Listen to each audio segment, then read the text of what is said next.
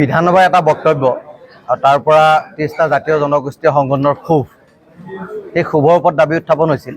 যে দেৱব্ৰত শইকীয়া ডাঙৰীয়াই নিজৰ স্থিতিটো স্পষ্ট কৰিব লাগে আৰু তেখেতে নিজৰ স্থিতি স্পষ্ট কৰিছে আমাৰ ওচৰলৈ আহিছে যেতিয়া এটা মিছ আণ্ডাৰষ্টেণ্ডিং হৈছে কথা কৈছিলোঁ এটা বুজাত অলপ অসুবিধা হৈছে গতিকে যদি আমি আমাৰ দ্বাৰা যদি এই আমাৰ ল'ৰাহঁতৰ যদি অন্তত কোৱাত দুখ দিছে তেতিয়াহ'লে মই এইটো আমি হেৰি কৰিছোঁ এইটো মই উঠাই লৈছোঁ আৰু তেনেকুৱা ধৰণৰ কোনো তেওঁ বক্তব্য সদনত ৰখা নাই বুলি আমাক কৈছে গতিকে এটা ভাতৃত্বপূৰ্ণভাৱেৰে খুব সুন্দৰভাৱে এটা আলোচনা হ'ল গতিকে আমাৰ যি দাবী আছিলে দাবীৰ প্ৰতি তেখেতে সহমত জনাইছে গতিকে তেখেতৰ প্ৰতি আমাৰ কোনো ধৰণৰ বিদ্বেষ ভাৱ নাই বিৰূপ ভাৱ নাই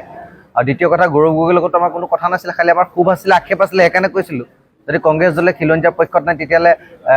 কংগ্ৰেছ দলৰ সভাবিলাক আমি বৰ্জন কৰিম বা ইয়াত পাতিবলৈ দিয়া পৰিৱেশ নাথাকিব তো তেখেতলোকে কৈছে নহয় আমি খিলঞ্জীয়াৰ পক্ষত আছোঁ ৰাইজৰ পক্ষত আছোঁ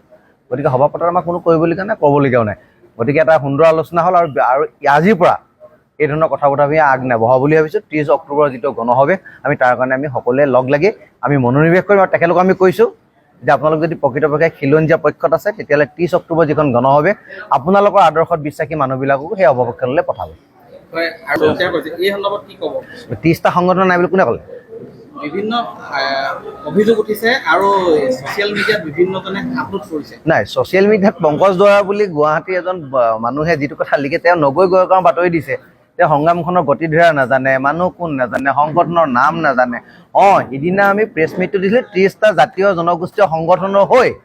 তাত আমি দুজনো চাইন কৰিব পাৰোঁ এজনো চাইন কৰিব পাৰোঁ আজি এতিয়া 30টা জাতীয় জনগোষ্ঠীয় সংগঠনৰ মিনিমাম 28 জন মানুহ আছে দুজন মানুহ নাই আহা তেখেতৰ নামটো নাই সেইবুলি তাৰ অৰ্থ এইটো নহয় তেখেতলোক আমাৰ মাজত নাই 30টা জাতীয় জনগোষ্ঠীয় সংগঠনে আছে আৰু বাঢ়িবহে এই গণসভাটো যে আপুনি দেখিছে আজি বহুত মানুহ আহিছে আমাৰ লগত কথাও পাতিছে 30 তাৰিখে সংগ্ৰামখনৰ বাঢ়িব খালি মই স্পষ্টভাৱে এটা কথা জনাইছোঁ